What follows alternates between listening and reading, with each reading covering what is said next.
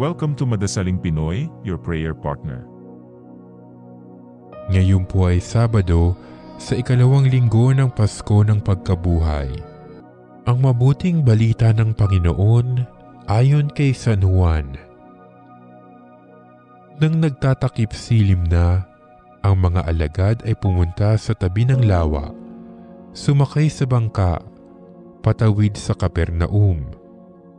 Madilim na'y wala pa si Jesus. Lumakas ang hangin at lumaki ang alon.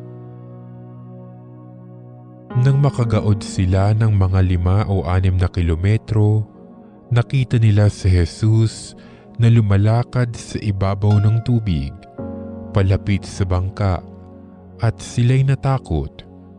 Ngunit sinabi niya sa kanila, "Huwag kayong matakot, ako ito."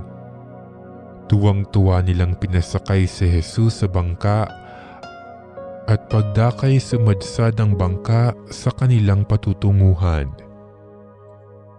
Ang mabuting balita ng Panginoon.